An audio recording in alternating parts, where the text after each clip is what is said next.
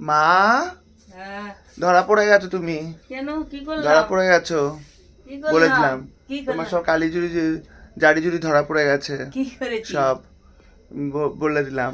তুমি আমাকে তুমি কি ডাস্টবিন থেকে এনেছো বলতে হ্যাঁ সব ধরা পড়ে গেছে। হ্যাঁ একজন কমেন্টস আমাকে করেছে, দেখো বলেছে যে আমাকে আর তোমাকে নাকি একই দেখতে, তা যদি তুমি ডাস্টবিন থেকে এনেই থাকো আমাকে, হ্যাঁ।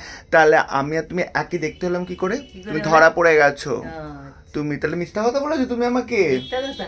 হ্যাঁ, তা তুমি আমাকে ডাস্টবিন থেকে এনেছো, ও ডাস্টবিন থেকে এনেছি। তা তুমি তো কে বলেছে কে? তুমিই তো বলতে, ছোটবেলায় বলতে যে ছোটবেলায় সব মারাই বলে, সব তা- বাবা মারাই বলে ছোটবেলায় যে তোকে আমি ডাস্টবিন থেকে তুলে ধরা নিয়ে পড়ে এসেছি, গেছে বলে এরকম বলছে, নিয়ে দেখেছো তো? এসেছি। তোমরা কমেন্টসটা করেছো বলে, তার জন্য এই দিদি ভাইটা কমেন্টস করে জানালো বলে তোমাকে আর তোমার মাকে মেয়েকে একই দেখতে। হ্যাঁ, তুমি ধরা পড়ে গেছো, একটা শাস্তি আছে। দেখো বড়া বড়া বড়া নিয়ে বড়া বানিয়েছে দেখো কতগুলো, দেখো। আর হ্যাংলা বুড়ো পাশে বসে আছে। ধরা পড়ে গেছো তুমি, ধরা পড়ে গেছো, তোমার শাস্তি হবে। এই যে বড়া খাওয়াবে আমাকে তুমি আজকের, ঠিক আছে? হ্যাঁ।